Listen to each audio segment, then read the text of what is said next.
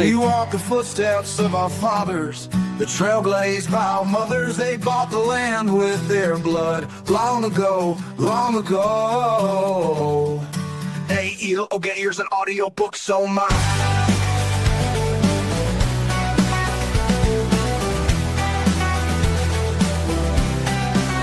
Oh, sing of my Netherem. Oh, weep for the blood of Ammon. Oh, cry for my Netherem. Long ago, long ago. Aiel, Ogiers, and audiobooks, oh my.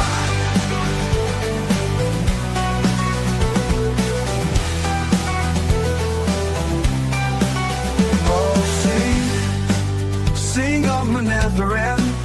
Oh, weep for the blood of Ammon. Oh, cry for my Netherem. Long ago, long ago. Aiel, Ogiers, and audiobooks, oh my.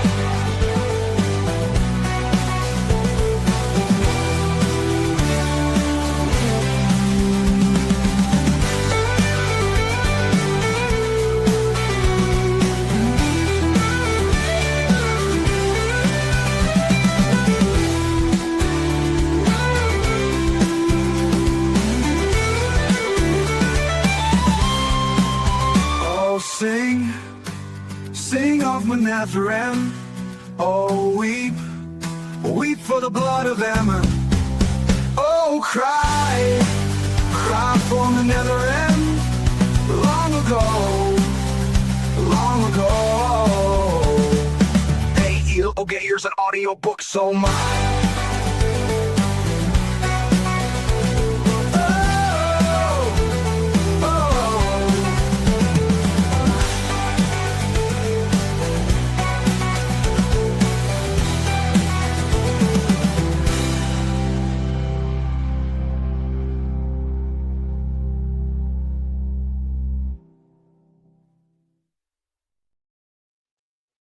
The wheel of time turns, and ages come and pass, leaving memories that become legend, legend fades to myth, and even myth is long forgotten when the age that gave it birth comes again. This is Aiel, Ogiers, and audiobooks. We're here to talk about some stuff. The friends up on stage, and enjoy the day. Hello, everybody. I'm quick with the intro. I just want to get it going. Let's do it. How's your dialogue in there going? You're good? Huh? Was it lagging for you guys as well? A little bit. He's lagging now suddenly, of course. Because StreamYard, classic StreamYard. The second you start the show, you get a lag out. Just like producer Chris on last WATP. He was fine hanging out backstage. Him and I were chatting in the private chat, and then the show starts, and he's just gone. There we go. How unfortunate. Seems like you're okay now, though. A little laggy, though. Tainted. No, you're not tainted. We'll see how it works. Everything's perfect. It's all good. It's always perfect. Nobody pay attention to any flaws. We only look at the nice things here. Let me make sure I got my window open so I can see what's going on. There we go. Hey, so good to see everybody. Ekul, Lou, Annie. Hello. Pretty long week last week. A little shorter week this week. Really? Short chapters week. Yes. Hopefully everybody got time to squeeze them all in. If not, it'll be really easy to get carried along here because not too much happens. Lots of conversation, lots of intricate conversation that builds lore a bit. If you weren't paying attention, there might have been a line or two that snuck by. So hopefully I catch them. And then let me and Ekul start there then, because this, yes, I agree with you 100%. This is where, like, one of my first or second read-throughs, I would just zone out. I would literally just like, okay, whatever. I really don't care about this part. I'm very much a Lou approach to things. I made fun of you. I just didn't. As a reader, I have to agree, and I feel like that's because while the dialogue is interesting and important, nothing is happening while the dialogue is happening, so it doesn't keep you, the reader, engaged unless you are specifically like, ooh, what's the next word? Ooh, what's the next thing you're about to say? If you are just being like, okay, this is all information, especially stuff you kind of heard before, where Baron is explaining, like, 1 in 4 sisters, you know, if they don't get training, might die. It's like, yeah, we know that, you know, and as both of you mentioned, There is redundancies because these are the unabridged versions, and they are meant to be, in case you didn't pick the first 18 books up here, you can read a little bit of this, and we'll catch you up on some of the shit. A little bit of this, not all of it, man. You guys didn't. So like as a reader, I kind of agree that it's easy to space out in these parts because nothing is happening. It's just dialogue. And Dude, that was my issue. Part of the narrator just kept saying, "And they fingered themselves." Whoa! What? Jesus what version Christ. do you have, mate? You need to send me this book. Yeah, the one you put in the Discord. There was no fingering in that one. I'm telling you. Yeah, yes, there was. All right, well, let's get into it. It was more fingering in, like, she just. Oh, don't get me excited then. You talk about 3 magical ladies sitting around doing some fingering, then I'm just. All right. Just saying, What a creep. It was Leandrin and her brooch. She was fingering the brooch. Whoa, right, Lou. Let's not get off into our fantasies. Let's pay attention to the actual fantasy book, The Wheel of Time. Sperg, take it away. No kidding. Absolutely. We start back with chapter 12. Chapter 12, if you are in the know. Probably the favoriteest chapter of most people. Woven in the Pattern is the title. And we join Nynaeve and Egwene getting ready to leave with the Armelin seat. So last week we got Rand and Ingtar. They all left to go chase after some dark friends in the Horn and all that. And so now we're back in a perspective ship with the ladies. Woo, more time at the fort. Let's go. Yeah, no kidding. Fortunately, we don't spend a lot of time there. We do get a mention of our favorite horse, Bella. Egwene's getting ready to go get saddled up. She's making her way over to Nynaeve. And we get refreshed again. Yes, there was a assassination attempt on the Armelin seat, quote unquote, on the Armelin. And so we're reminded of that. We get a little bit of caught up. There was a bowman. Sorry, I have to interrupt, but Tam definitely thinks that Bella's dead. There's no way Tam. He's probably pretty confident his son's still alive. The boys are probably okay. The girls are probably fine. No worries. Maybe they're hurt a little bit or whatever. But they're like, that horse died. Annie, there's going to be a spoiler. I'll give you a spoiler. In book 7, someone goes, "Oh, look at Bella," to him, and he goes, "Who? What?" Yeah, right. He forgot what horse? We give it names. It's like, oh yeah, good point. Yeah. So as Egwene is making her way to Nynaeve, she bumps up into Nynaeve, and they're standing there. Lord Algomar is very upset that they did not catch the bowman. There's a nice exchange between Algomar and Swan. Swan thinks that the bowman has fled, and Algomar says, "I'll have him. I'll catch his ass. I'm going to get him. Don't you worry." Blah, blah, blah. This guy is on it. He is very much not happy. I've never seen Ekul sideways.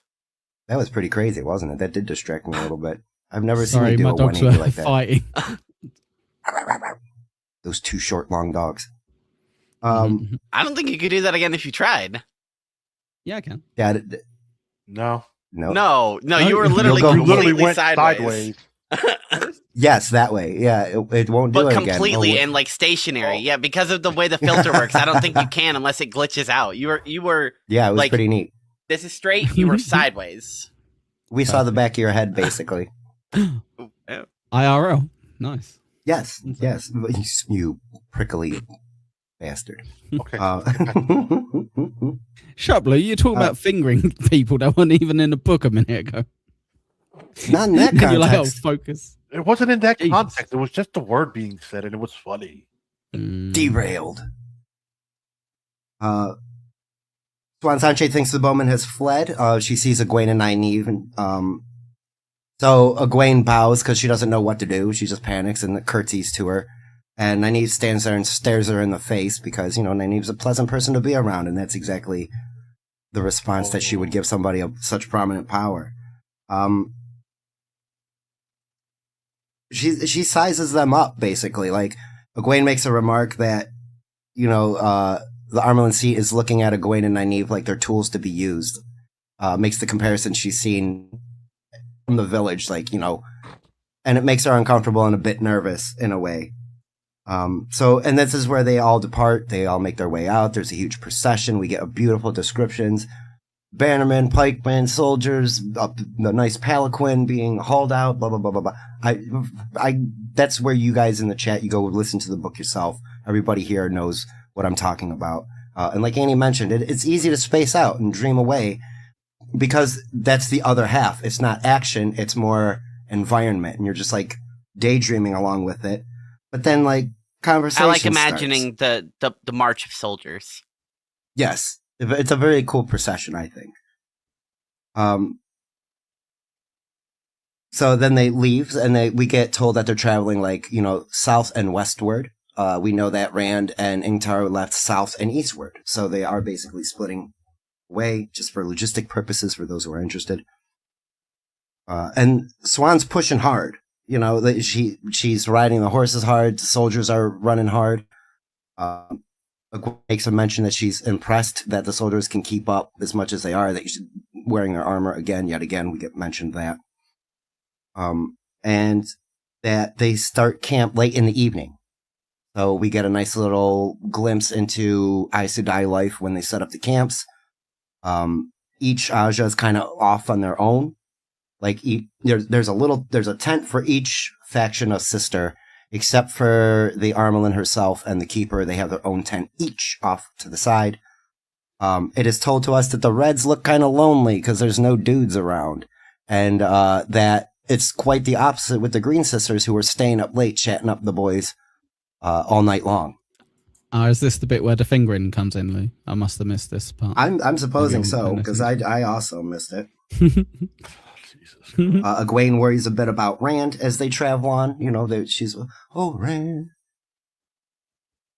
Oh, yeah, I didn't even. And Nynaeve doesn't really reassure Egwene. It's like, well, he's off doing his thing now, and how are you going to help him, Egwene? Because you're off to the White Tower. He's a big boy. He might be able to take care of himself. Maybe, maybe not. So that night, though, as they were camping, Lan comes up to the tent and steals Nynaeve away. Maybe this was where the fingering happened. Nope. Yeah, it did not go well. It did not happen. Egwene is spying on those two having a conversation, and Nynaeve comes back, possibly in tears. Egwene doesn't know because she's hiding her face a bit and goes to sleep. Of course, she doesn't pry into it, being the younger of the two. And Lan doesn't come back to the tent. Like, he was standing there watching, and then he walks away, but then for the rest of I'm guessing for the rest of the travel, he doesn't interact with her again. So we get a little bit more, are they going to be together? Aren't they? They're fucking miserable, and I kind of like that it's off to the side a bit, too. I don't need to hear another conversation of why Nynaeve and Lan can't be together. The way I'm interpreting this is Lan is sending the signal that, like, hey, if you really want this, you need to make the move and, like, lock me down and secure me. I'm not going to pursue you because of my duties and my obligations and stuff like that. I want you, and I'm trying to make that clear to you. I want you, but I can't have you. So just come out and say it, Nynaeve, because I can't. I legally can't. I think that's my interpretation of what's going on here. I think it's a really good example, this chapter as well, of what we mentioned early on when it's a Rand chapter. He wouldn't have even noticed Egwene. He wouldn't have noticed any of. You know how we're going? Oh, we kind of can interpret that maybe she had like a bit of a fallout with Lan or another kind of heart to heart with him. Whereas Rand would have been like. So anyway, I made my way into the tent, and inside the tent was where I was sleeping. And you're like, okay, cool. Yeah, he wouldn't have paid any attention to any of that, No. Nor would he have cared all that much, except to see Nynaeve hurt. He would have been like, what happened? Yeah, nothing. And that's what she would have. Nothing happened. Mind your own business, child. It would have been like Egwene. It would have been like Nynaeve must have stubbed her toe or something because she looked a little bit in pain. And that was it. Next chapter. Yep. Yeah, you would very practical logic with Rand. It's noted that Moiraine keeps her distance from the girls. Treats her, like just head nods here and there. Just, oh, acknowledge to you. Hi, how are you doing? And it's also noted that Moiraine has been speaking with the other sisters one-on-one, approaching, except for the Reds, mind you, like not talking to them. But like, as they're traveling, Moiraine is like socializing, I suppose I would use the word, but I think it's more than that personally, because like Annie and I were talking. I think it's like just intel before. collecting and stuff. That's exactly what I think is going. Yes, that's exactly what I think is going on here. You could be really generous and could be like, she knows she's been away from the tower for so long that she's like, better kind of like go do my rounds. Sorry for, yeah, exactly, Chris, networking. Sorry, gotta save some face. Didn't send you anything for Christmas last 5 years. Sorry about that. Exactly. Yes, please let me know what you got told about this area. About. Yeah. And that's it. It's twofold, right? You get to socialize. That's the surface level of everything. But up until this point, we know Moraine is somebody who will definitely get the information she wants, like you guys said just now, intel collecting under the guise of social networking. So that's how I saw it. She's definitely a schemer. And I will make an argument of what else she might have been talking about here in a couple chapters, maybe later in this one. I can't remember. It all mushes together in my brain. Oh, yeah, it's coming up here shortly. Yes. Thank God. Elements. Egwene laments that Moraine isn't exactly, being as socially was. This is elements. Laments elements. Egwene laments that Moraine's not being, as friendly as they were prior to this grouping. Because that's her friend, and it's, dare she say, the only Aes Sedai she can trust. And Nynaeve she's very distrustful. It's like, geez, we shouldn't be trusting her anyway. They're all Aes Sedai. Who cares? And so the thing that's coming up is they're being visited by sisters. Like, we are told that they are being visited by all the sisters. We get that kind of up front. But then we go to the very first sister that visits Nynaeve and Egwene, and it's Varen. Probably one of the more entertaining of the Aes Sedai to keep an eye on, in my opinion, because she's very aloof, but not. So far, she's my number one, of the new characters. That makes me very happy. Yeah, she's good. Yeah. So there's the introductions, and she comes in and starts talking to Egwene and Nynaeve. And Egwene is going to get a lesson. Well, they're both going to get a lesson, but it's specifically for Egwene at first. Well, how funny is this? Just to throw you off tangent, real quick. We were saying how he likes to repeat stuff to kind of remind you, and essentially here they go, right, I'm going to be repeating some stuff, but it can just remind you, Egwene. And it's like, oh, he's going to inception it in the book as well. Brilliant, very good. Mm-hmm. Yes, and that's right where the lesson starts. Is going to be back where the first lesson with Moraine is, but right just before that, during the introductions, Varen makes it seem like Egwene is in a lot of trouble. And that sets Egwene up a little bit. What did I do? And she's already panicking and trying to work out a story to get herself out of whatever trouble she might be in, I think. But it turns out she's not allowed to magic. Don't magic without any training. Blah, blah, blah, blah, blah. What do you mean I'm not allowed to magic? You need training. And then, Annie had mentioned, Varen explains to Egwene that she gets to get a little bit of training early on because you already started channeling. So that's why Moraine was being nice to you and trying to help you. So you didn't hurt yourself, because someone like Nynaeve, who is out on the open on her own, who figured it out, weathered a lot of the bad shit on her own, and went for usually end up killing themselves. Again, we get told that 25%. In Minecraft, YouTube. And Varen uses the term wilders, and she almost says it derogatory in a way when she first mentions it. The N-word. Yes, basically. I was gonna. I knew that was coming because I was like, "Oh, Wilder with the hard R, holy shit!" That's what I was like right when I was listening this time. It's probably more like referring to someone as like a wop, right? And then kind of being like, "Oh, you might actually take that really offensively, so I should maybe clarify. I just mean like Italian or whatever." Right, and it's specifically because they don't. And the reason I say it was coming off as derogatory, because Varen says it in a way like, "Oh, you might get some semblance of how to use your power. You might have." an ability to do a thing here or there, and that's about it. Basically saying you're a kid with a crayon when you could be a nice writer with a feather with a nice script. And, and like you were just saying, that's the difference. Basically a street tough versus an actual gentleman kind of thing. A wop versus a real, Italian guy in his nice suit. Another difference, I think, as you were kind of alluding to, is to use that analogy, both of these two have already started drawing, whereas normally they try to find kids who want to start drawing but haven't started drawing yet. And even more so, they're afraid to find out that they have a talent to draw.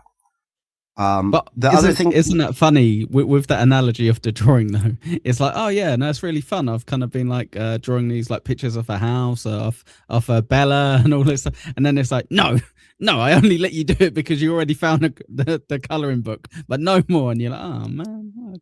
I was staying inside the lines. Rand can still do it. And then it's like, shut up, bitch, shut up, shut up. Varen also made the point, though, to say that some of the Wilders become some of the most adept sisters in history. So, there really are Prop and Nynaeve up here. You have a lot of potential, lady. You just need to figure it out.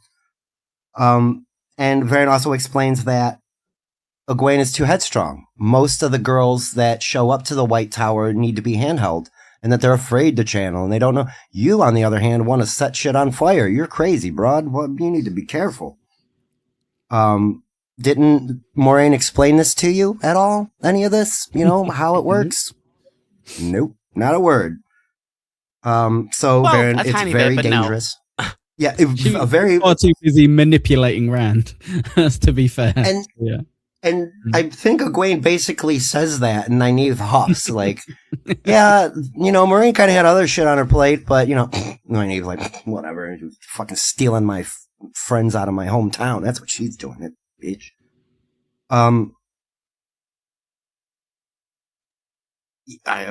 Okay, that's it. So this is where one of the times that Egwene is watching Varen, and they were talking about Rand, and Varen's eyes tend to change right here, and Egwene catches it. She becomes a little less spaced out and talking about the tower, and becomes very pointed in telling them about the two rivers. And one of the gripes that a lot of people, this is a technical thing I'm getting into, she says Manetheren wrong. The female narrator here uses Varen's voice, and she says, "Oh, you come from Menenenene," and says Manetheren completely wrong. It used to be Manetheren. It's the two rivers. It's like Manetheren or something like that. Yeah. And there is that disconnect. If you guys can get over that, that's the only real flaw, I think, is the pronunciation of certain things. How brilliant would it be if she was like asked about that, and she goes, "No, I spoke with Robert Jordan, and he said all females pronounce it wrong or whatever." For some really like bullshit reason. She's like, "I'm not re-recording this. I'm just going to pretend it's a storyline arc." So yeah. Yeah, I agree. That's what Varen must have some weird accent from wherever she's from. She says it weird. Yeah. It's how I would have justified it. But yes, and Egwene wonders if Varen knows about Rand because of that, just a subtle little change in attitude. Isn't that interesting, though? Because the one thing I think we get told quite a bit from Aes Sedai, or at least insinuated, is that you can't really read their expression. Like, like they're ageless and what have you, but they also seem very in control of their emotions. And I know we've seen people like lose it and what have you, but isn't that interesting that was slipped up and noticed by an 18 to 21-year-old girl, and you're like, that's bonkers. That's a little bit. Well, I think it's just because Egwene is a perceptive person, especially when she's paying attention. Yeah. So for like Snake said, Varen, who's normally not like really paying attention, but she kind of is, and then suddenly being like, "Oh, I wasn't supposed to look like that," to be like, "Huh? Why was that?" Does she know about Rand? But she's also so old that she actually has grey hair. So it is weird because you're kind of like, she. It's the first Aes Sedai I think we've noticed make a slip off the mask, or I don't know how you say it, facade. I can't say that word, but facade. Facade, yeah, beg your pardon. And it slips up to an 18-year-old, 21-year-old, and gets caught on it. So okay. I think it's her like realizing something. Oh, these two are from the same spot that Rand is from. Interesting. You know, like, and it's like, ooh. And so she caught a little peek of the eyebrow, or the bump of the eyes. Fair enough. So after that little bit of a conversation, this is where Nynaeve also gets her lesson-ish. Varen explains that she explains the difference, and here's a nice little bit of information that is given that could be lost in passing, but there are entry levels to the Aes Sedai. One is novice, the second level is accepted, and Varen does a very good job of explaining to Nynaeve here and getting she's very manipulative in a nice way. Yeah. No, it's mad, isn't it? How like She I throws think that a was psyop so in there, like I manipulating thought that was her so straight good up. the way she did it, because she outright went, "I'm manipulating you now," and Nynaeve went, Yep. Essentially, she was like, "Fair, like good point." I loved it. Sorry. Well, and that's why I like Varen here. Very much pointed. She knows what she's doing. She knows how to. She's one of the few that handles Nynaeve correct right off the bat, and as apprehensive as Nynaeve's being, she isn't as disrespectful to Varen as she is to Moraine. I don't think. But that's great. You know, she explains that novices have to Might be. Go ahead, I'm sorry. Sorry, I interrupt you again. Sorry. Might be because she's visibly older as well. The fact that so maybe it's just ingrained in Good her. point. Yeah, Moraine's only like a couple of wisdom. years older. Like, Well, she Appears. can't tell. She can't even tell. appears, yeah. It's only Varen that we get told that she's noticeably aged, like she's actually got grey hair. Whereas I don't think we've heard that about anyone else yet, you know, in terms of an Aes Sedai. And it's off more mother than Moraine does, you know, where Moraine's more commanding. Varen is more like, okay, we're here to learn. And is going to teach Nynaeve, and it tells her why she should be, because Nynaeve tries to excuse herself from the lesson. She's like, no, not going to do it. Because a novice, where you would start, is expected to obey. Doesn't seem like your type of personality. And explains to her that being an accepted is where you would want to be, because you wouldn't spend very much time being a novice, as strong as you potentially can be, and as grown as you are. You're not a little girl. You're a grown woman. And so novices are expected to obey and be handheld, and accepted are expected to question things and grow their mind from that point. And that's where both of them are, really, in my opinion. But Egwene needs the training. Varen makes a good point. You know how to run uphill, but you don't know how to run back down the other side or walk. So all three of them, both of them need, you know, a little whip crack to make sure they don't explode. Varen rules straight up. Yes, Chris Mack, she does. There we go. Oh, now we get, again, like with the repetition, focus on the bud. You are the bud. The bud is blah, blah, blah. And then, you know, the flower uncurling. And Egwene almost gets there. She can see the light, like the flower's reaching for the light, and then it just goes away. It's one of those things where you're trying to grab water. I would equate it to, you know, you're reaching out for this source. You can see it. She can literally see it in her mind's eye. And as soon as she tries to get it, it just whoosh, vanishes from her grip. The key being there that she tried to get it, and Varen's like, no, you can't be trying to get it. You gotta let it get you. Right. You have to be able to accept, surrender to it, I think is the way they put it. Yes, the note I wrote, Varen trolls Nynaeve into staying. Not necessarily whenever he trolls her into it. And they practice well into the late night. So Varen changes her approach because of the rosebud. Well, let's try with Nynaeve a different way. And Egwene was paying attention. Oh, this is how I was able to do it my first time. Maybe Nynaeve will be able to do it. And I don't have the way she is saying it, but she's like doing this like hypnotic chant thing. Be the breeze. You are the wind. You feel the wind on your face. Blah, blah, blah, blah, blah, blah, blah, and just trying to, and then all of a sudden some blankets burst into fire and Nynaeve is, you know, she screams a little bit, but you know, it's kind of funny. We get a little bit of a fun thing here. And Varen's reaction is, well, I didn't expect to have to put a fire out tonight. And Nynaeve explains that she was upset. You were telling me what to do, and all I could think of was a fire, and I didn't mean to do it, and I'm sorry. She was a little, so we find out here now that the actual lesson for these two is to learn how to control themselves.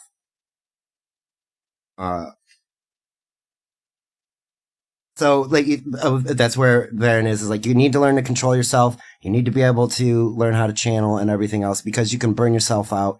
You're walking a double-edged sword here, because even if you don't burn yourself out, you could kill yourself. You can kill people around you. It's a very dangerous situation that you are in. Sleep well, and leaves the girls to go to bed on that note. Turns are taken to teach Lou them. to sleep well since he left. Yeah, I know. Good night, Lou. Night, Lou. We'll hear you. I know. You got your Bluetooth in. I'm just going for a shit. I can still hear you. I'm waiting for the toilet to flush one of these days. So we get each sister is coming over every night, teaching them a lesson, giving them a lesson. They all took turns. This is where I was going to argue that maybe Moraine was trying to talk them into go meet these two girls from the Two Rivers to give them. She talked to every other faction except the Reds, and we got earlier that Elida brought Elaine into the White Tower, and that gave a lot of sway to the Red Sisters, because Elaine is potentially a huge boon to the White Tower. And now Moraine showed up with these two, who kind of make Elaine, I guess she ain't as strong in the power as everybody thinks, because Nynaeve, she's going to kick some ass. And Egwene, watch out for her. She might be Armor and Seat one day. We don't know. And that's where Moraine is pumping these two up. And again, doing a bit of manipulating and kind of laying groundwork. And now we see the other sisters coming in to meet them. It is very dangerous, my nigga. So each sister is very different. Egwene notices that they're very different, and starts to see that maybe the stereotypes aren't so true. They're not all manipulative and mean and blah, blah, blah. Because it's even mentioned that the green sister that comes in to teach them was more chatty and friendly than lesson-driven, where some of the other sisters are matter-of-factly, 1, 2, 3, these are your notes, you better start paying attention.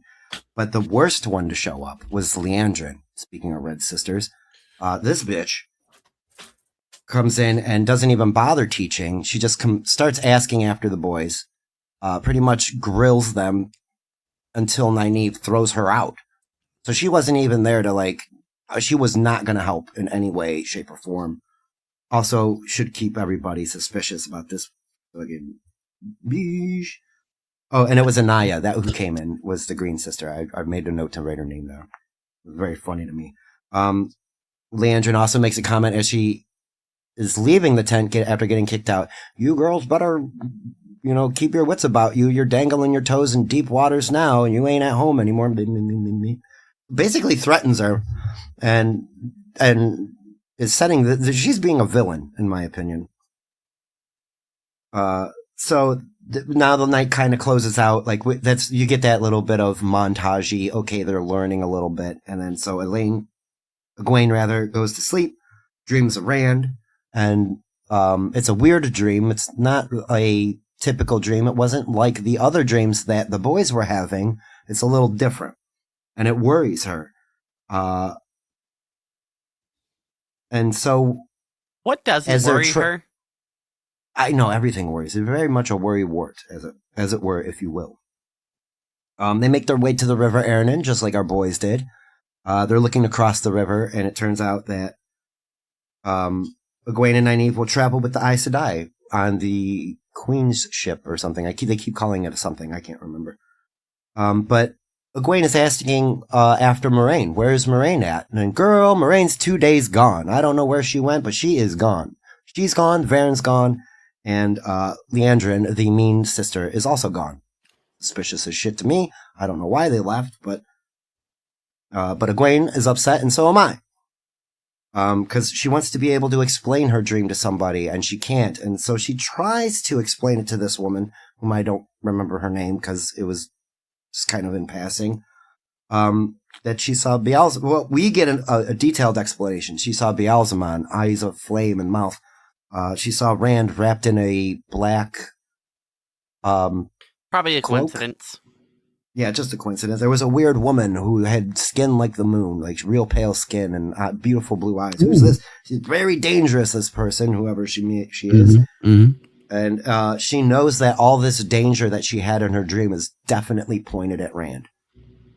But she gives a lighter explanation to the sister who accuses her, well, doesn't accuse her, who thinks that, ooh, what if you're a dreamer? We get a new magical power. Witch!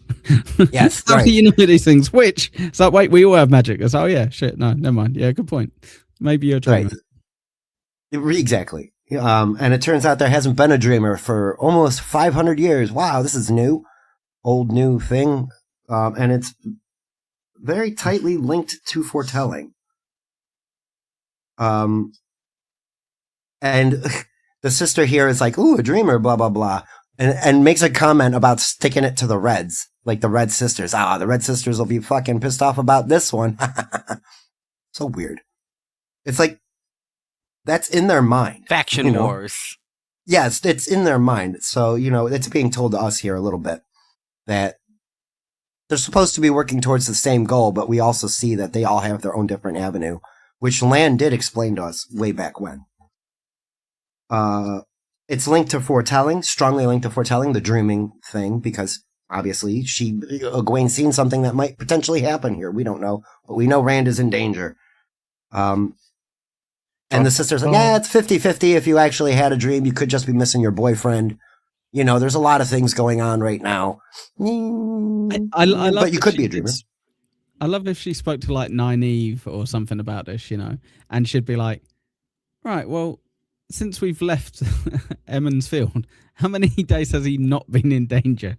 So you're telling me you think Rand's in danger? Yeah. Yeah, like he has been constantly, and we have been constantly. It's like, guys, it's not all over. It's like, yeah, we know, we're cool. Only Rand was the one who thought he killed the Dark One. Everyone else was like, fuck me. Jesus. I know, I agree. And I don't think Nynaeve would have been very much help to Egwene in this, because she would have said something very matter of fact like that, Yeah, like, no well, what do you mean? Yeah, Of course he's in trouble. The motherfucker can channel. He's in trouble.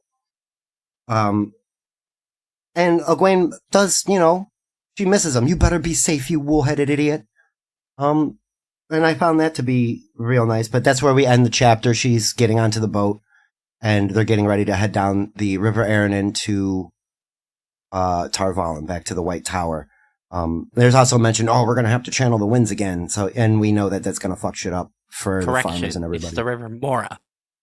Oh, is it the River Mora? Okay. Idiot. What an idiot, Sperg. What a moron. I know. Oh, fired. Good. All right, real quick. That ends chapter 12. Chapter 12 in the books. Let's get rid of that paper altogether. Any final thoughts on chapter 12? Did you guys like it? Lou's been quiet this whole time. I want to hear from him, but we'll go Annie, Lou, then Ekul. We'll get your final thoughts. And then I got a chat I'm going to bring up. I think this is a pretty good chapter. I think the start of it was a little slow, but I'm glad they finally hit the road and started moving. I did not want to experience one more minute in Faldara. Lou, how was the chapter? Filler. For filler, it was okay. Like, I agree with Annie. I couldn't take no more of the Yamal and Seed and the other dipshit. The king, whatever the fuck his name is. I forget already because, Lord Ogilmar. Get Robomar. Yeah, get robbed. Get shot. And not on my watch. And everything happened on your watch, body. Your fucking horn and the goddamn dagger got stolen. He's going to spend the rest of his life trying to redeem himself for that. He won one battle, and then his entire life fell apart. That's right. Yeah, exactly. He peaked, and then it's over. It just came all crashing down for this one-hit wonder. And that whole, the Leandrin, he was a bitch in the show, and she's a bitch here. So I like who they chose for her, because boy, she sold her good. Yeah, she was pretty good casting. They did add extra bits, I think, about her in the show that isn't in the books, Lou, I think. So just as a heads up, there might be a few bits that are different. But yeah, I didn't like her, which is good, right? That's the casting, because you're not supposed to like her. Yeah, and the Varen lady, the person who they cast for Varen, came off as a grandmothery figure which was cool in the show, and I like her here in the Yeah. book so far. Mm. But other than that, just bring on chapter 13. Ooh, a lucky chapter. Lucky chapter 13. For sure. Ekul. But with regards to chapter 12, it's probably my least favorite chapter, which is mad because I normally, even for filler, I have something good to say about it. And I guess the fact we find out that she's potentially a dreamer, and by that we mean, come on, she's going to be a dreamer. Has she got a dagger? Has she got wolf dreams? Is she the dragon reborn? No? Okay, you can be a dreamer. Next. Who wants to be a sniffer? 9E? Right. No? All right, never mind. Right. I found interesting earlier on, we were saying about the perspectives that we have. I like that Egwene was like, oh yeah, I can't believe that person was trying to kill like the Armlin. That's like the worst thing ever. And like from the other perspective we're like, clearly like he was going after Rand, but she's like, no, the most important person ever, the Armlin, and I'm going to be an Aes Sedai one day, and I'm going to be just as important. And it's like, oh my, okay, all right, cool. So yeah. Yeah, I agree. And I think this chapter was mostly to introduce Varen and give the sisters a little bit of flavor so you know who they are, that kind of thing. Nothing too serious. Not a great chapter, not a terrible chapter. Yeah, right. Gave them a bit of airtime, the other Aes Sedai. So even if you're kind of like, I guess, assume at some point we're going to get to the White Tower. So just to kind of introduce you to different types of like Aes Sedai, they're not all going to be like Moraine, I guess. They're not all going to be like one cast. So. Right, and that was kind of one of the bigger points I glossed over was like Egwene realizing that they're not. It was her stereotypical view got changed here a little bit, and she realized it's like when you realize the government is actually just people as well. Like it's not this one huge conglomerate entity that's all working together. It's a bunch of people they're fucking up too. You know what I mean? It's not like. You can think it's all clandestine and that the White Tower is manipulating the entire world, but they're really not. What are you talking about? I mean, there are some that are, and there's some that are really good at it, but it ain't all of them. Like conspiracy theorists and Rand. That's what I'm saying. That guy's getting drunk in a tavern in the middle of Camelin, spouting off, I saw them, they were over there doing, what kind of magic these women wield, just yelling about how they're pulling. And then Morgaze has got one right on next to her, and it can't be trusted. And it is actually in Camelin rising up. There is a problem with that there that we heard a bit of. Can we confirm real early on that Aes Sedai are our version of Jews? Like that's it. They control the world. They literally control the river, it seems, at times when they're going on the boats to even if they destroy some crops. None of them do any kind of manual labor. Yeah, they're behind every big power, which they kind of say that they are. So yes, that's what tons of money. Right now. They're rich. They have plenty of their gold crowns are the best. Yeah, you should before we move on, I remind you of. The Jews. That's what I said. All right, enough of that. And let's be honest, dude. Are we ever going to get to the White Tower? It'll probably be book 7 by the time we finally reach there. Put a cork in it, Lou, because we're going to answer OG Mumbling Nick's quick question here. How did you guys realize that the four of you, 5 with American Cupcake, all love the same fantasy nerd book? Just curious. Well, Ekul and I had a conversation. I think I brought it. I don't know if I brought it up to you or you brought it up to me, and you're like, "Oh, I like that book series too." I thought we decided to do a book club, and we all just said one random book, and we all coincidentally said The Wheel of Time. Oh, that's right. That's right. Yeah. Like, oh, yeah. Annie totally wanted to read this. Like, she brought it up to me, and I was like, "Oh, yeah, totally. Let's just get it in there." You heard about this book, The Wheel of Time? Like, I'm so in. It's only got $14. Please sign me up. I wonder if it was when the show was still on, potentially, and like I maybe mentioned it in a stream, or someone like you maybe mentioned it in the stream, and I was like, oh, no way, you know what The Wheel of Time is, or some shit. Yeah, but it was very coincidental like that.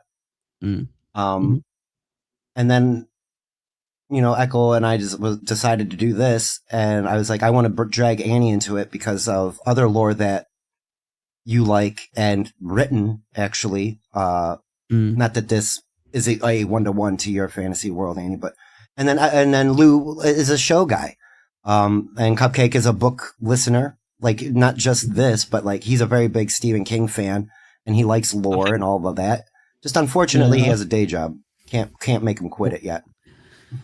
Yeah, and he doesn't live in England, so he can still Go do to the show even with a supertip.gg/cupcake and give him 1,000 super tips, and then he can take next week off and be here.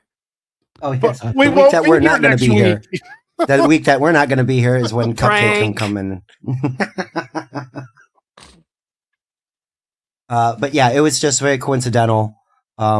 There are others, like Chris Mack knows the lore real well, needs to stop dropping certain words in the chat all the damn time. Yeah, No, I'm just picking on him. I think Stallion 19. I'm pretty sure Deadfall as well. Tim's Totality, Deadfall. Mhm. Young Old Vibes knew who Rand was, dislikes him. Very great opinion there. I think Balmut said that he had heard of it but hadn't read it. And maybe he would read it. I can't. It's something like that, I'm sure. But yeah, Chris Mack's a dickhead. He's lucky that the words he picks up are so kind of hard for someone who doesn't know about it to work it out. But he's like, let me just mention this bit. And you're like, shut up, bitch. He's being very cheeky, this one. He sure is. Speaking of cheeks, well, not really cheeks, I guess. Their butt cheeks were on the stone. Chapter 13. From Stone to Stone. Moving on, carrying on. Let's move forward. This chapter is very interesting to me. We get a little bit of weird shit going on. We are with Rand. We go from the girls back to Rand. Rand awakes on a stone that's kind of surrounding them. Like there's stairs leading up. There's a platform and a huge kind of spire thing, I suppose. That's how I imagined it. I'll get you... Any confusion there? This part was a little weird, I guess. This whole part confused me. I didn't have time this morning to go listen to it again because I was so confused what was happening I'm with you entire guys. time. I'm with you guys. It threw me off, and it was like, I don't think it's a dream because that's the way it was. the way. Okay, I'll let you finish. Sorry. Oh, thank you. Yeah, I don't think it's a dream because that's where we normally get a bit confused on it.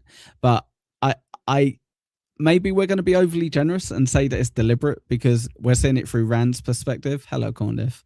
We're seeing it through Rand's perspective, and he's being very literal with, I'm confused. So we're like, we're confused. We don't really know what's happening.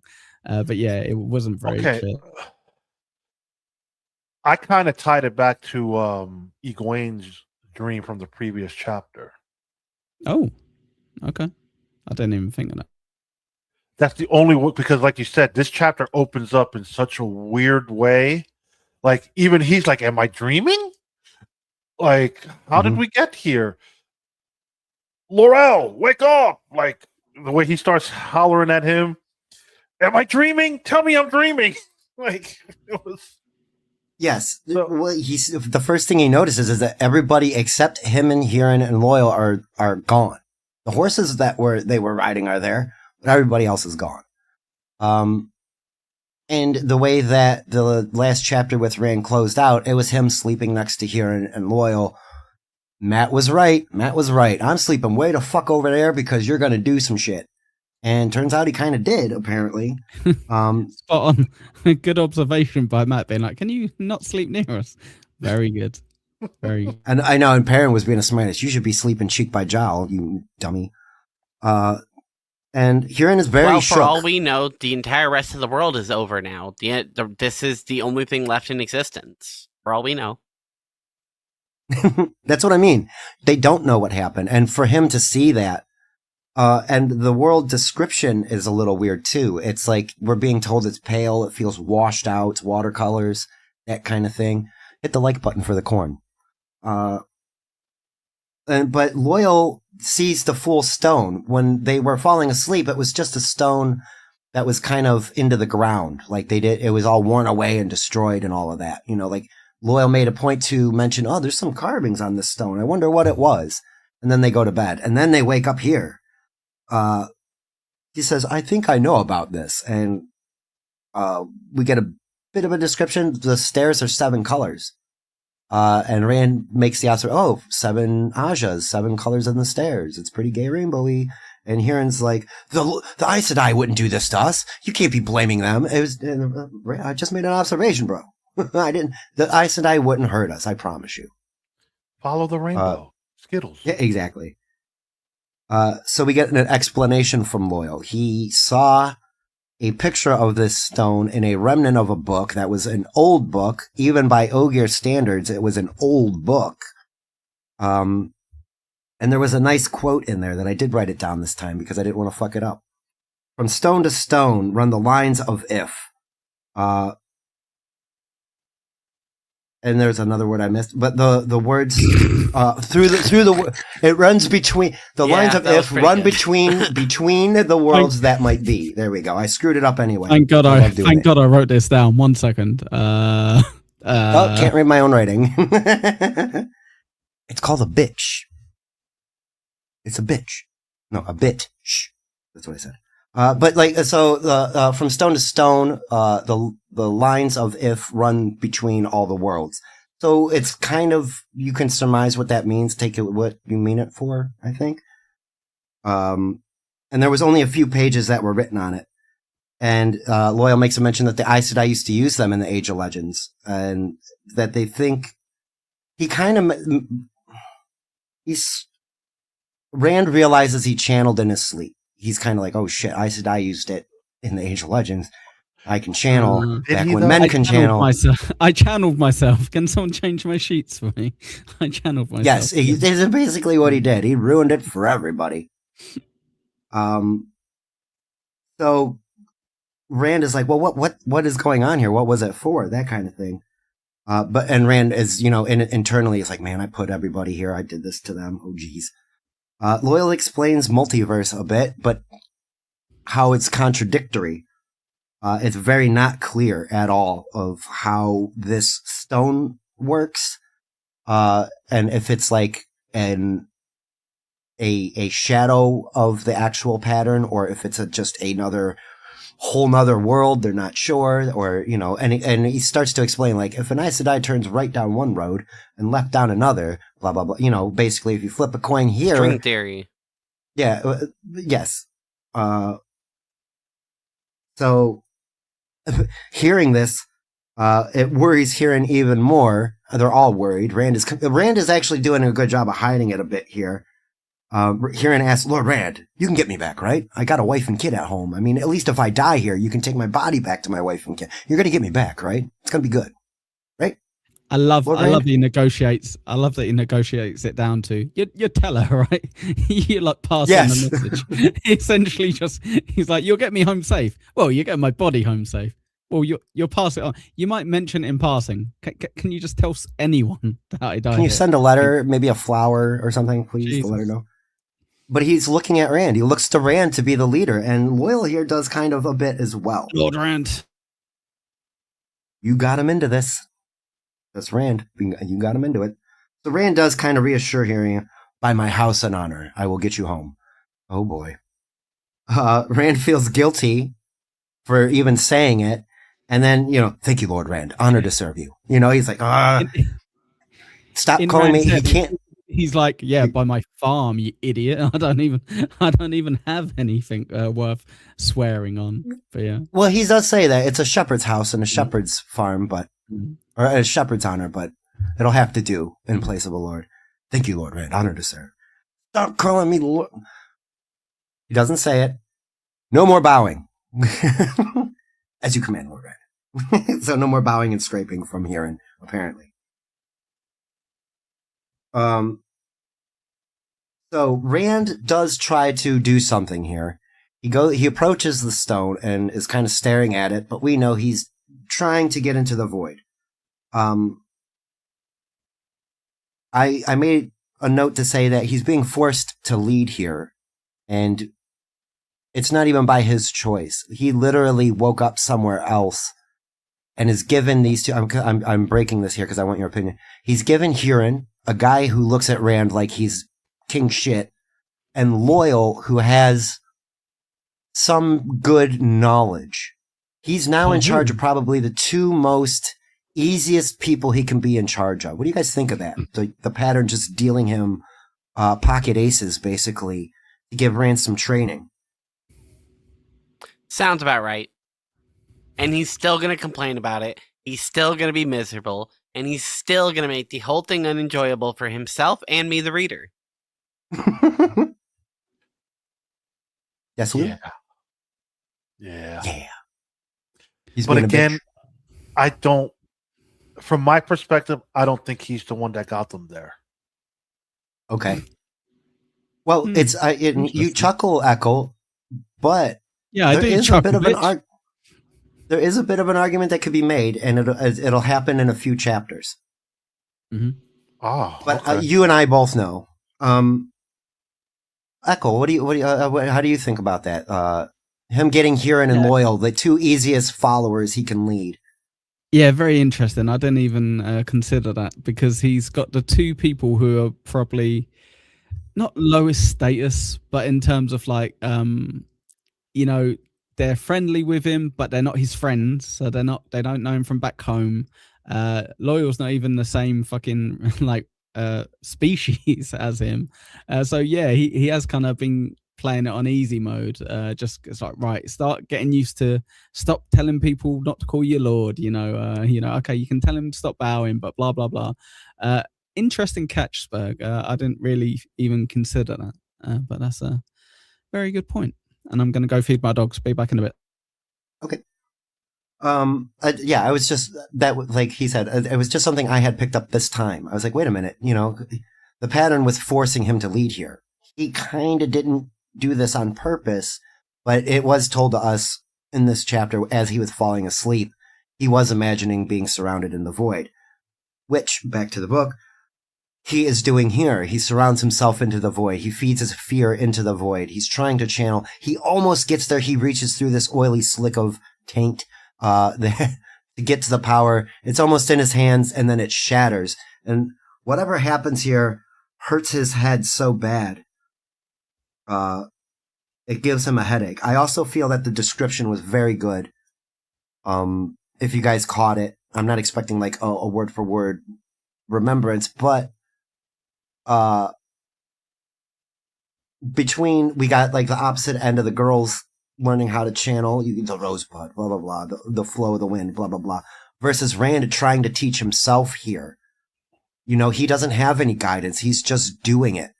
And it almost backfires. He almost hurt himself. Well, he did hurt himself. We just don't, it's very mild, at least. It's painted that way. It's just a headache and hard to concentrate afterwards. Yeah, depending on what type of headache it is, they're painful. That's what I'm saying. And,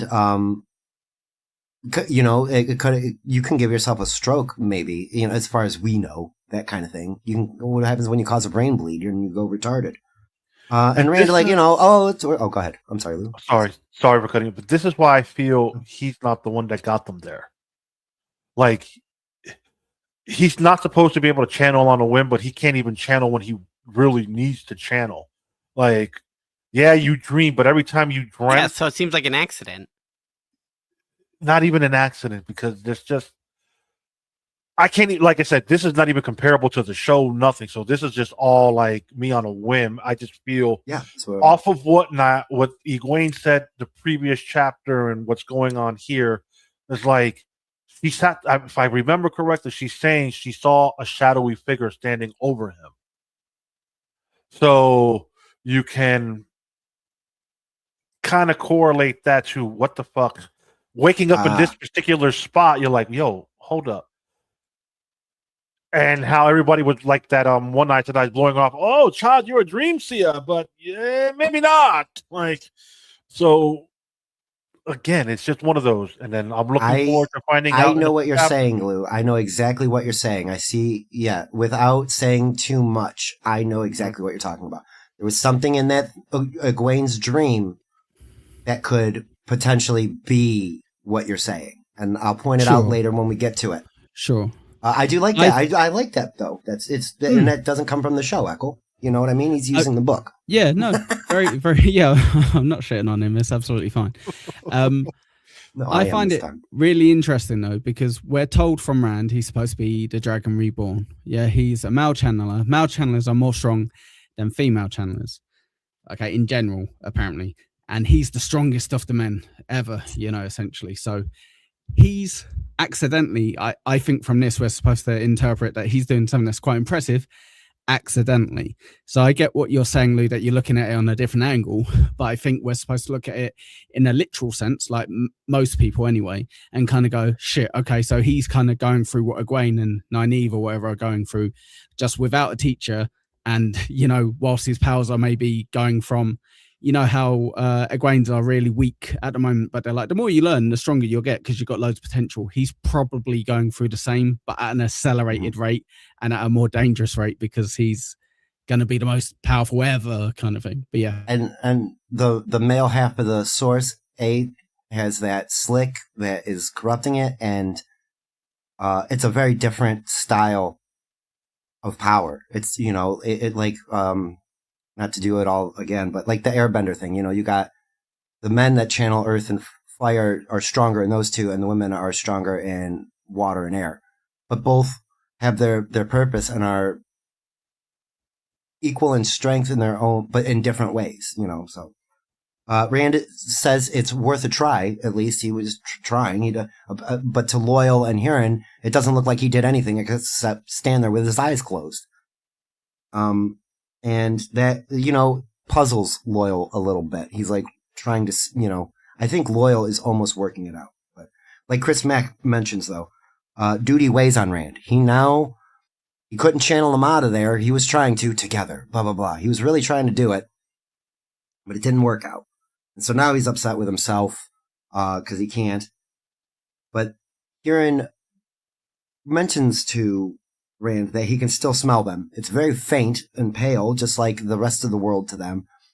The Dark Friends were right here. Maybe it was them who caused them to be where they're at, or what trouble they're in that they're not sure of just exactly yet.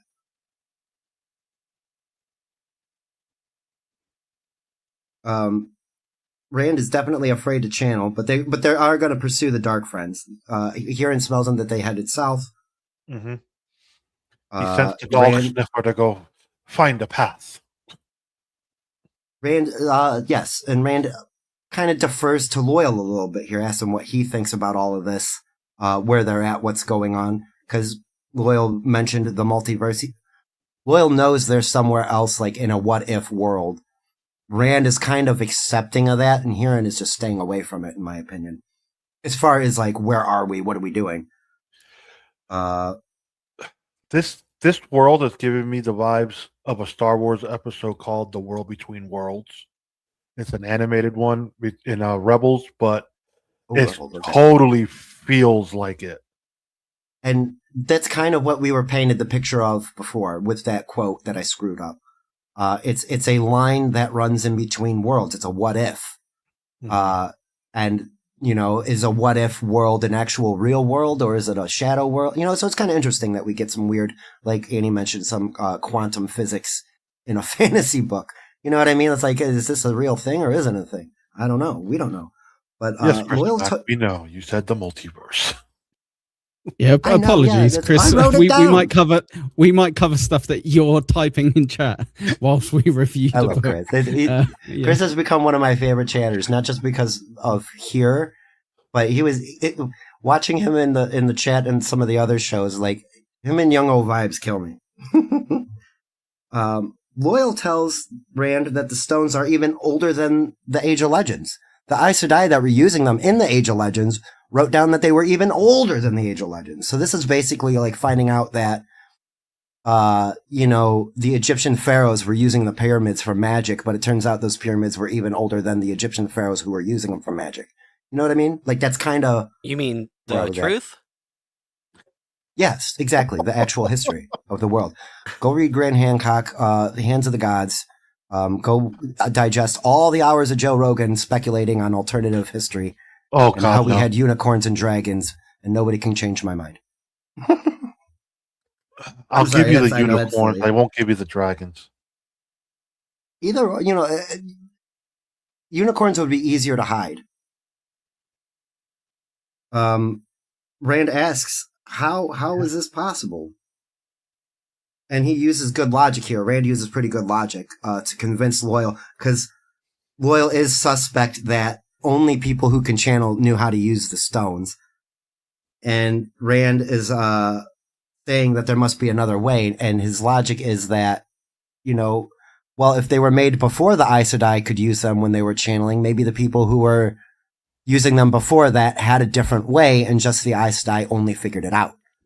And so Rand is trying to convince everybody else that there's another way to do this. Loyal ain't buying it. How funny is that cope? There's Hurin who's like, I'm pretty unique. I can like sniff out like danger. That's a really weird thing that I've got, but that's my power. And then there's Loyal who's like, well, I'm not a human, so I can't channel.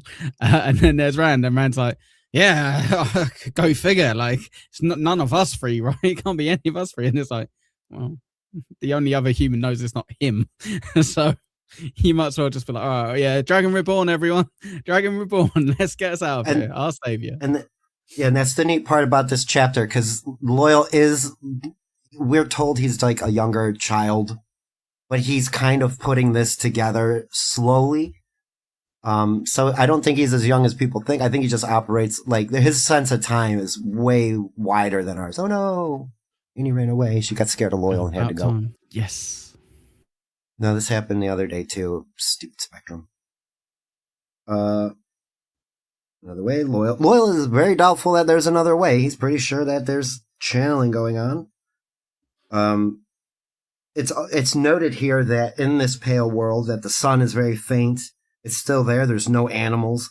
The perspective changes. It's a little weird. Like when they whip their head around, like turning their head, like things move in distance. So it is almost dream statey. They continue to head south, and we close the chapter with Rand saying to Loyal, hey, that stone is still here intact. Maybe that statue that was a tribute to Arthur Hawkwing is still here, and you can go and see it like you had wanted to, Loyal. And so they head in that direction. Very, very neat little thing there. That should be great. I can't wait to see that. Right. It'd be fun. Even though they may be stuck there forever and ever and ever. So any closing thoughts on that weird little chapter of where now you started, Lou, a little bit with, it reminds you of that specific episode of Rebels. World. Yeah. Yeah. So any comparisons you want to make? Any thoughts on this chapter for that? Like I said, it's an interesting dynamic of what's going on, because this book was done towards the end of '90s, I want to say, or the beginning of the '90s. Right at the beginning of the '90s, yes. Yeah, so 1990, 91. So Dave Filoni is probably copying this type of sequence if he read this type of stuff, because, dude, it's an interesting concept that's done, if that's what is actually happening, that they're trapped in a different dimension. I like it. It's a short, informative chapter in its own weird way. Like, you got Rand talking about, maybe I did this, I don't know. I feel he didn't, but again, who fucking knows? Because maybe he does channel in his sleep and he doesn't realize it.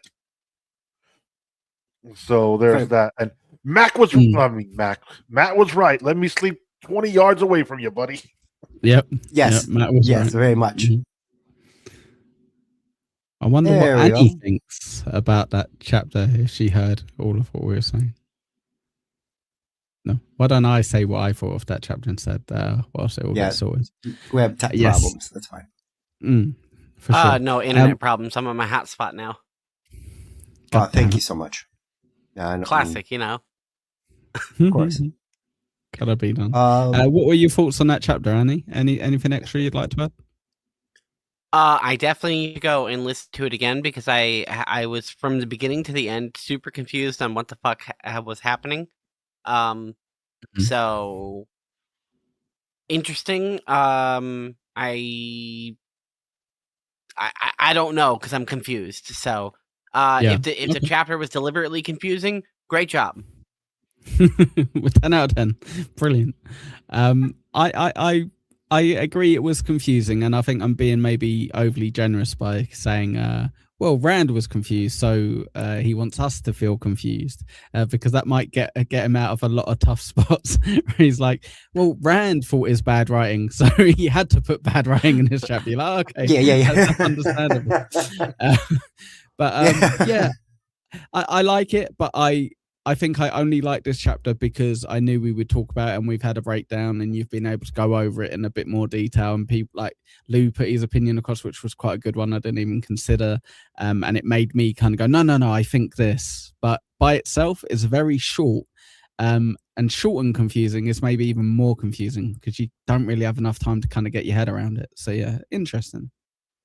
That's what I like about it in a way, is that it kind of just, that you get you got that chapter where you're lulled into boringness with Egwene and Nynaeve arguing with the sisters and trying to learn. And then you get, but this happened last week too, when there was a dream that Rand was in the middle of, and you're like, what the fuck is going on here? So him waking up yet another confusing chapter from him, not a surprise. He's just a confuser. Yes, he is the confuser. I do like that Loyal is sussing out what's going on around him. And I feel we are more, instead of Rand's perspective, we're more in Huron's state of mind. You're going to get me home, right? I mean, we're somewhere where we shouldn't be, and we're going to get back to where we're supposed to be, because we're not supposed to be here. This is all fucking weird. I do quite like that we very much get the feeling that it's down to Rand to get back. I don't think any of us have the vibe like, okay, so Moraine's going to find out and try to help him and blah, blah, blah. We're very much like, all right, Rand, good luck, pal. Or there might be a Merlin character or something that they find along the way, you know, who kind of helps them get back. But as far as we know, we're kind of like, I guess it's down to Rand, because even he at this point is like, let me try to channel, because I don't want to channel anymore, but I'm gonna try to, because I got him into it. Clearly it was me, you know. Clearly I fucked up. So, I know who's gonna help him. It's gonna be Tom fucking Maryland. He can channel as well. That's how he's going to make I hope. That excellent observation. I'm not going to tell you if you're right or wrong. You're just going to start hearing music from the distance, and then he's just going to appear. He's got new harp. You're just going to hear him go, put down that harp, boy, and it's like, oh, it's Tom. Yes, yeah, right. Rand tries to play the harp. It wasn't meant for your clumsy sheep herder fingers. Oh, we did gloss over the fact that he looks through his back and he's like, I still got this damn flag. Oh, yes. No, I did wonder about that. Yeah, I forgot about that. Good point. He does. He checks his bundles. He mentions having the banner and Tom Maryland's cloak and stuff. Like he's got a lot of shit with him. This dude's carrying, I think, literal and proverbial baggage is what that kind of might be pointing out. And in the sake of Annie being trapped on a hot spot, let's continue on. Chapter 14, Wolf Brother. So we get yet another perspective shift. We went from Egwene and Nynaeve to Rand and Loyal, and now we're hanging out with Perrin for a little bit. Our baby boy. I like the way this chapter opens. It's just a straight up gone. Where the hell did they go? Ingtar is pissed. He is PO'd. That's in my notes. He's not happy. Nobody just vanishes. You just don't disappear. I feel so bad from him. Like, from what you guys were saying earlier, you're kind of like busting these balls. You're kind of like, he can't even, like, he wins one battle and then he fucks everything up. It's like, yeah, no, his honor and reputation has been tarnished. Not only this one battle that he wins that was, like, amazing is tarnished by the fact they're like, and there's some weird guy floating in the air and blah, blah, blah. So they're like, oh, shit, okay. It wasn't really him then, because they all know they didn't win that battle. It then goes on to, and then, like, this dark friend breaks out. Someone tries to kill the armlet. It's like, oh my Jesus. Now Rand disappears on the way on their journey. They're like, brilliant, my second in command I've just put in that position as commanded by Moraine or the armlet seat has disappeared. I can't do anything right. I'm a useless piece of shit. There you go. Clip that.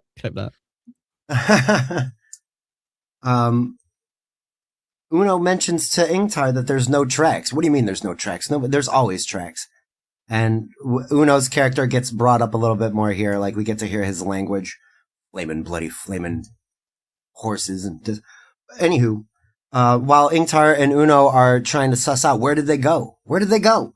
Matt suggests that they may have run away. And immediately Ingtar and Uno start looking right at him and deciding, that's disgusting that you even suggest that. The builder would run away. Lord Rand knows his duty. He wouldn't go anywhere. He wouldn't. And my sniffer's gone. He's very upset that his sniffer is gone. Ingtar is very confused on how to continue. He's upset that he doesn't know where to go now. Like, he doesn't know what direction to travel in because Huron, his sniffer, is gone. And from Perrin's perspective now, he's contemplating a lot of things. He's upset that Rand is gone because now he knows what he has to do a bit, or he knows he can help, and that it serves him right for trying to hide that, that he can help. Basically, he hasn't really told anybody about what he can do or who he is or what's been happening to him. We get another lore redump. That's a good about point. Rand dumped out his stuff, and then Perrin was like, "Shh, sorry, what? Nothing's happening with me, Rand. My eyes are just this color. It's cool." Yes. Yeah. Right. Yeah. Thanks so much for trusting me with this massive secret you've got. Anywho, good luck. Good luck with that. Is that? Oh, okay. We could have bonded. Yeah. You're right. Instead, well, that's it. Perrin just gave him that one throwaway line, right? I guess you can't run from things, you know, and that was it. Like, he doesn't explain what Perrin can't run. Perrin doesn't explain what he can't run from. He just knows that Rand is in the same situation.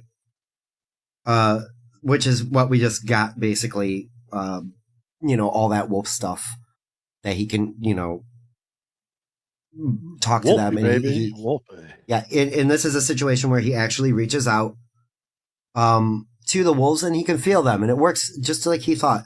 Of all the people of not having trouble with their new powers, Perrin is not.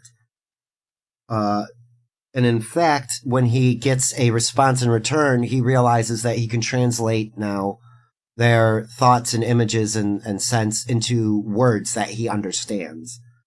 He's getting better at listening. Yes. Oh, very good way to, yes.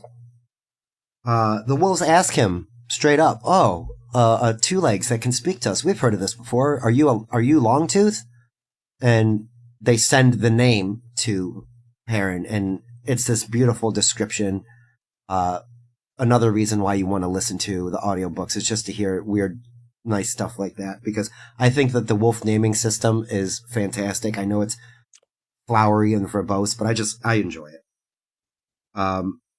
But Perrin answers back, no, he is not Longtooth. Turns out that's Elias. We met him before, Elias Mintra. And then with Perrin's denial, they start sending, oh, we've heard of you. And they send more images. And we get Perrin's wolf name. They call him Young Bull. There was like a nice description of a bull with bladed horns, slicing up some white cloaks and the blood on the snow and this blah, blah, blah. Like all this like imagery and stuff like that. And Perrin's like, I killed 2 men. He's like, you know, that bothers him on some level. Yeah. He's not a killer. He gives out the sense of Rand and Huron and loyal to the wolves. I don't know how this works. This is a weird thing. But he can like telepathically send smells to the other wolves who turns out they didn't see their friends. So, nope, we haven't seen those guys. So he says, okay, left? Since they left Barbara? Yeah. Yes. These guys this is a whole nother pack of wolves that he's communicating with from any other wolves that he was talking to before. They're in a hollow. They're near, I know for a fact that these guys are south of the River Aranon now. Like they were moving on. Or right at the river. They may or may not have crossed it. I'm talking out of my ass with that. But they haven't seen them. The image that the wolves sent back was that of them being at the hollow where they already were. Like, okay, they seen them at the last place we seen them. Fair enough. So Perrin decides to send the smell of Trollocs and Padan Fain. Wolves go fucking berserk. Apparently Perrin howls. I don't know if you guys caught that. There was just like a howling that goes on. I know the wolves do make a bunch of noise and aren't happy to hear what the Perrin's saying at all, and it makes all the rest of the soldiers a bit uneasy. They really hate Padan Fain. They really hate Trollocs. They do not care for that at all, and they know that something happened to the south, and they give Perrin the idea to head south. That's where things are taking place. And the wolves, this is a great line to me. I thought it was, the wolves want to kill the Trollocs and pot on Fane. Like, that's what they want to do. And they're like, if the two legs with the hard skins want to show up and do some killing too, you're more than welcome to come on by. We won't fuck with you. It was just like so funny to me that like the wolves are giving permission to the soldiers, and the way they referred to them, the two legs with the hard skins, which was interesting. It's a good name for Perrin, him. and I think so. It was. Perrin kind of ends the conversation with the wolves, but he leaves a little thread of attachment. It's told to us that way. Perrin is in his head, I'm a man, damn it, I'm still a man. He's very much worried that these animalistic feelings he has dealing with the wolves are going to overpower him, I think. So Perrin, Matt is concerned with him at first. Like, he's like, are you all right, Perrin? You feeling okay? Everything all right there? And Perrin's like, yeah, I'm fine. Don't you worry. And Yeah, didn't he? Wasn't it described that he came out of that like talkative state a little weary and sickish, like he felt like he was going to throw up? yes, And that's why Matt was like, "Oh, damn it, we don't have a healer nearby, but I got some of this herbal tea bullshit." and he says he's going to overdose him on it too because he thinks it would be funny. Yes, Perrin was sick to his stomach because of what the wolves had showed him when he was asking after Fane and the Trollocs. Yeah. There was some slaughtering that had been happened at another village, and it was going to make Perrin sick up. That's how bad it was. Very much terrible aftermath. So yeah, Matt's concerned about Perrin because he was looking ill, but Perrin sets off to find Ingtar, and Ingtar is, still deciding what to do. He doesn't know. Perrin finds him, and this is the first person that Perrin is very upfront with. Explains I that was shocked. he tells Ingtar flat out, "I can talk to wolves." He knows to head south because of it. And to Perrin's surprise, Ingtar eases his, I've heard of this. I won't kill him. I'll just run away if he tries to kind of attack me. I'll just run away. It's like, chill out. Yes. It's Yeah, fine. he was like, if depending on Ingtar's reaction was what was going to be Perrin's reaction. If he was going to try to kill me, he's going to run the F away. And, Just like the Perrin, chill out, Tinkers. man. I guess he should have stayed with the Tinkers after all, eh? What pussy. What pussy boy. Perrin puts his thumbs Good in point. his little belt. He's hiding his Yeah. thumbs in his belt so he won't grab his bloody moon axe. Yes, but it is surprising that Ingtar does understand, and Perrin doesn't have to run away. No easing of the axe in the belt loop. And Perrin very pointedly says, I didn't ask for it. I didn't ask for this. Don't forget, he also says, Intar says, you heard of a guy named Elias who used to be a warder. Like, that's a little key detail we need to remember. Yeah, I love how Lou remembers all of the tiny little bits, like earlier about the drink. But then, what do you think of the chapter? Filler! Next! That's all.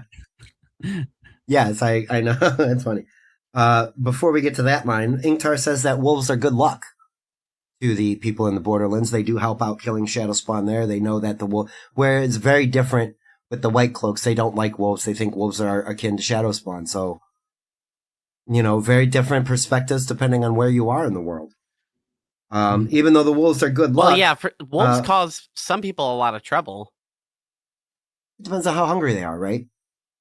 The wolves are... Yeah, that's right. Sheeps. Mm-hmm.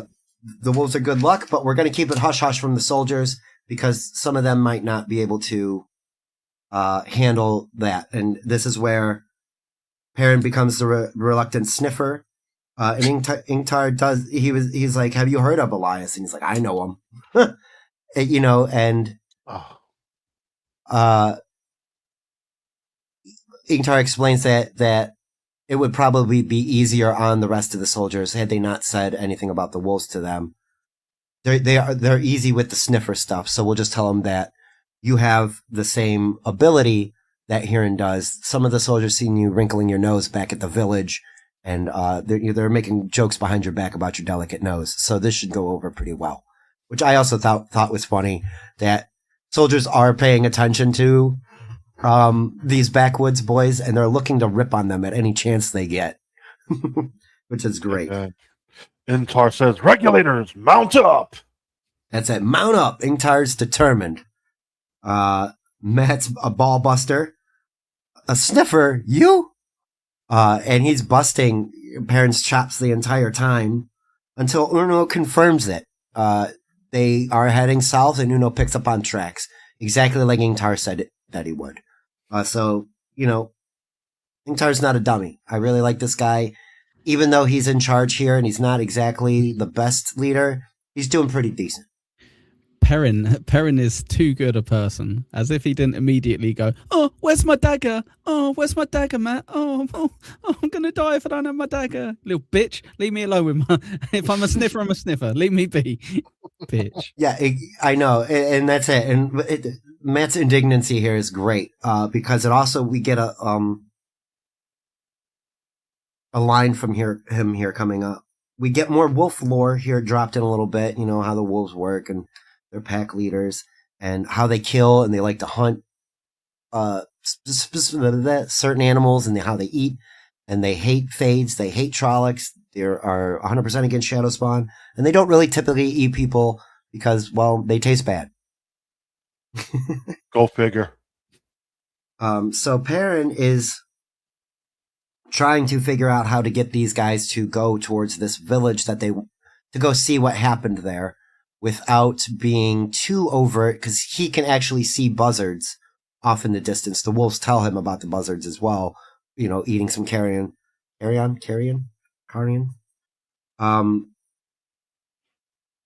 carry on. It's fine. Yes. It doesn't matter. Just carry on. I will carry on. There is a terrible slaughter in the village, and Perrin informs Ingtar of it. He gets them, I think, to send scouts ahead, and they do start heading that way towards that village. But turns out somebody's following them. Who's following? Wait, real quick before that. Matt makes a quick mention. Oh, it's in this line. Someone is following. Varen catches up to them. Varen was who just gave a lesson to Moiraine and Nynaeve, or Egwene and Nynaeve. Left that camp. We found out all three sisters were 2 days gone. We found out where Varen had went for those 2 days, right out to find these boys. She catches up and immediately asks, "Where's Rand?" after making introductions and all that.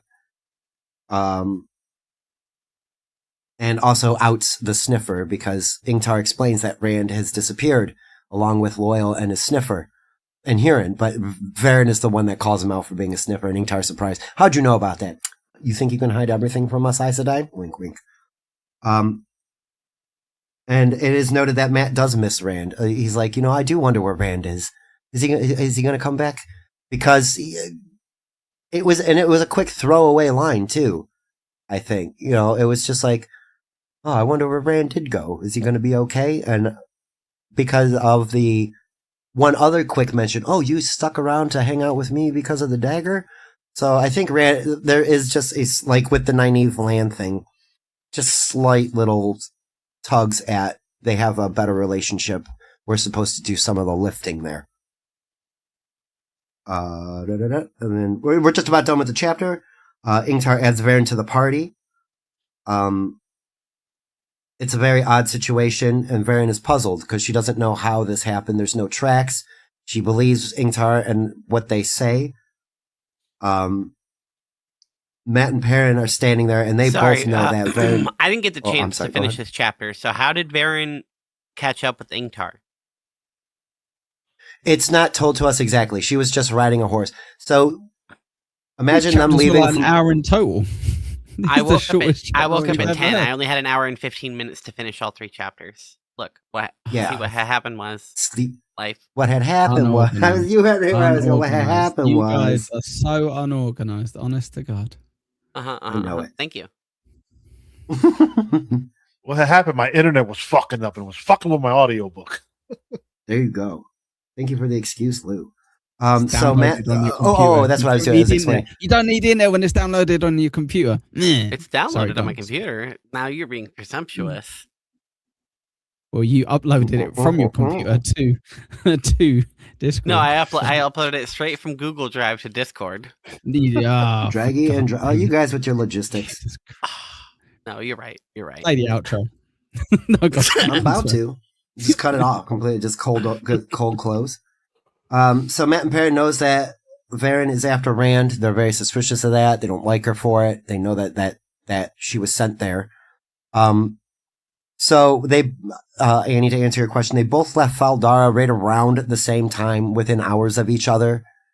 And only about a day went by, I think. She pushed that horse hard. Right, that too.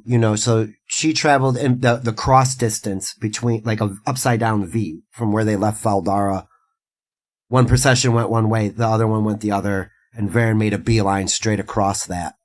How exactly, it's not told to us. She just shows up.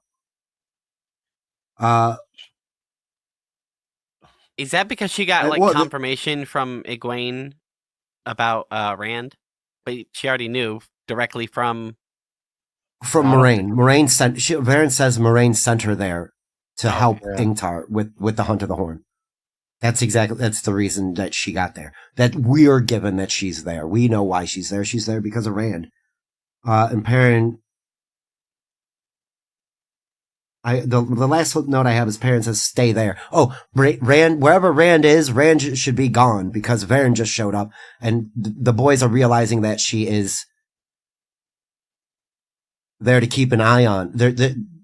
Perrin and Matt know that the Aes Sedai are trying to keep strings on Rand because of, now they know that the sisters suspect him of being the Dragon Reborn. So Perrin is like, you know what, dude, you were right. If I were you, I'd have ran away, and wherever you went to, you should just stay gone, buddy, because nobody knows where you're at now. And that should be safety for not just you, but everybody else around us, too. And that's where the chapter closes. Really easy this week. An hour and a half of chapters, an hour and a half of discussion. And you didn't miss much in the last little bit, except for Ingtar picking up the slack of being the sniffer. He's using the sniffer guys to hide his wolf powers from the rest of everybody else. Any final thoughts and closing things on that chapter? Pretty easy chapters. Nothing too serious happened, but it sets up the next couple chapters that are coming up. Our groups are getting more and more splintered, and I don't know how I feel about that because the groups function so much better in both capacity and in also like enjoyability when they're together because there's a lot more characters to interact with. So, confused how and why Rand is split off now, but I'm sure that is going to be for his own personal journey, and it's kind of necessary. I feel like the pattern is pulling him and kind of giving him a kick in the head, whether he wants it or not. Tarviran. Yes. Are you done, Annie? I guess. Okay, I'm just making sure because your picture's been freezing, so I can't tell when you stop talking right now. Lou, any final thoughts on this chapter, on the 3 chapters that we went through? Again, this was I liked it for Perrin, honestly. Like us getting more of like him opening up to his ability, unlike Rand, who wants to run away from his ability. He's owning it and learning from it and using it to his advantage. And the easiest cover is, I could be a sniffer. Like, that shit's so funny. I'm a dog sniffer. I can find a scent quickly. So a bloodhound, as it were. Yeah.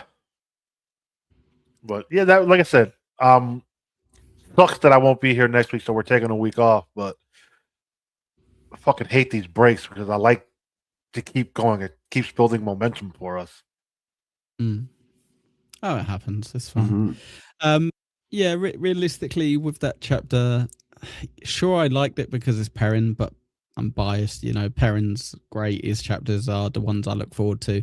Same with Matt later on, to be honest. They're the ones that I always look forward to rather than the boring girl ones. Boring. Girls are boring. I did find it quite interesting, though, that maybe I kind of gave Perrin a little bit of shit earlier for not kind of saying to Rand, oh, well, I don't feel too bad because I've got this power where I can talk to wolves and what have you. But maybe he's kind of gone, I guess it could be worse, right? I could be the Dragon Reborn. So why don't I make a educated kind of risk and kind of talk to this guy who I know is decent and say, look, I can talk to wolves. There's nothing dodgy. I'll run away if need be, but I can help. So that was interesting, but it is just setting everything up for later, right? Yes, I agree. It does set up I a thought I little was bit muted. what's coming up I here. thought I was muted because everyone was just like blank, and I'm like, okay, did I not say anything? I was just making sure I try to give a second, give a beat just in case you want to start again. I agree. I do like listening to Perrin. I agree with Lou's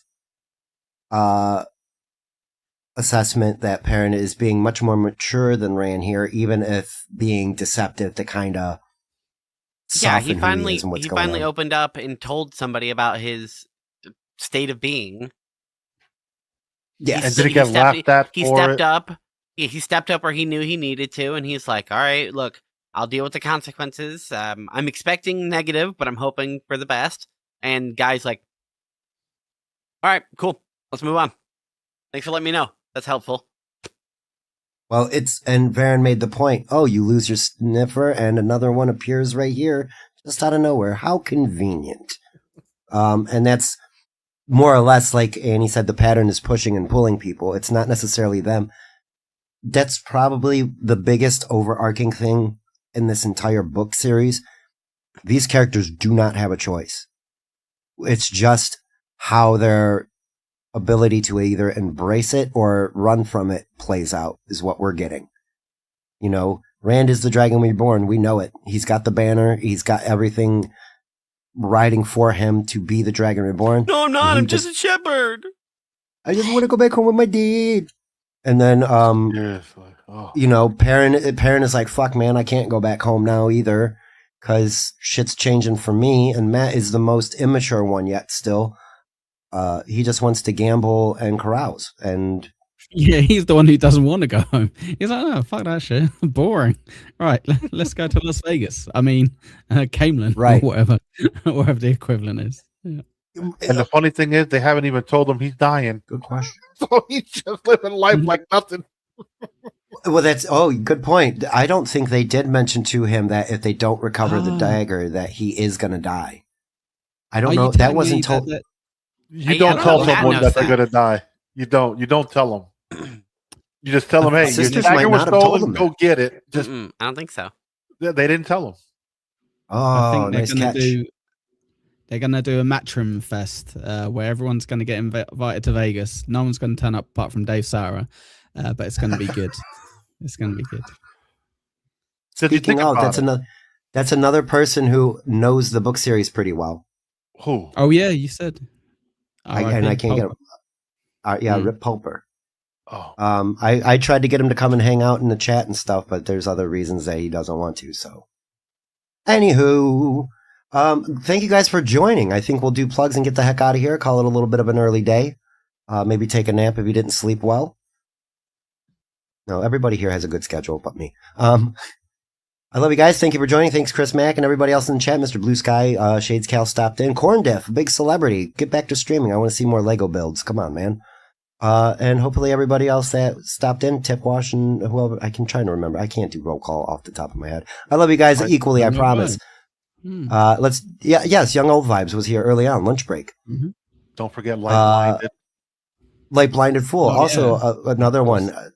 Stops in and chats quite often. Very, very, like OG Mumbling Nick said, sometimes you just bring something up and people come out of the woodworks. Who knew that we all have something weird like this in common? And then the rest of our friends make fun of us for being nerds about it. So Annie, what would you like to promote today? We'll start there and then move around the clock. I would like to promote my YouTube channel. Go check it out. I do a variety of different streams. Been streaming Grounded. Basically have finished that up. Gonna be doing God of War again soon. I've been doing games on Saturday that make me cry, some little indie games. So go subscribe to my YouTube channel at Insanity, INSANNEITY. It's right there. What about you, Lou? Tomorrow morning, you can catch me and Sperg and the rest of the crew for breakfast with the Belly Bros. Oh, Sperg ain't gonna make it. I can tell by Not that. with Sperg. Spurg's Friday. got better things to do. No, Friday? because I will. We'll talk after show, but Friday for sure, 100%. No problem. But yeah, tomorrow, breakfast with the Belly Bros. The crew should be back. Like I said, you can find my channel in the description at Lou the God, Twitter, and all that fun stuff. Yep. Perfect. And you can follow me at Sam_Bibley. I've just got a new video out about Lion Brian. It's brilliant. It's about 20 minutes long, so it's the longest video I've done, but it's hilarious. So go give it a watch at Sam_Bibley. And I'm actually live. A real plug for me. I'm live in an hour. Fuck Sam Bibley. Ekul Power. Yeah, in about an hour. I was just going to do the same thing. I was going to say, chew and Clip shit, that 3 one. p.m. this afternoon. I'm telling Sam on you.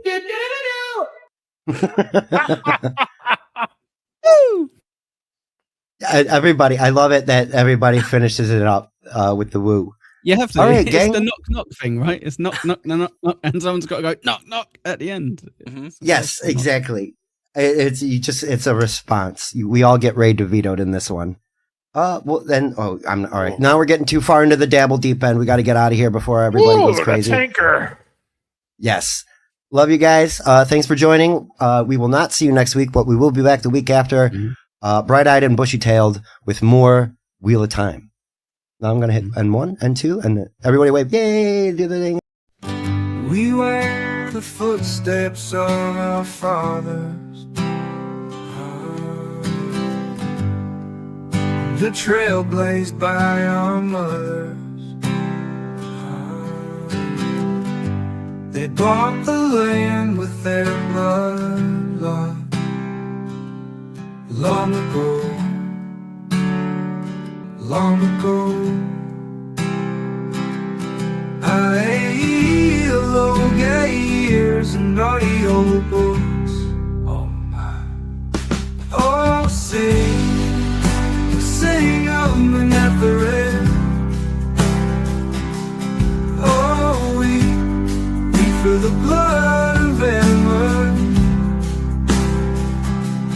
Oh, cry for Manetheret.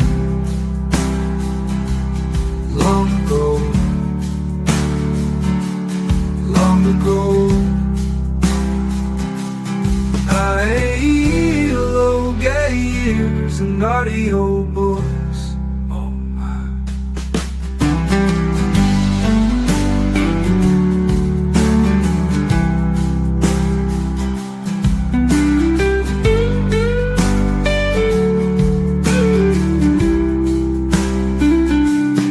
Oh, sing of Manetheret. Oh, weep for the blood of Emma. Oh, cry for Manetheret. Long ago, long ago.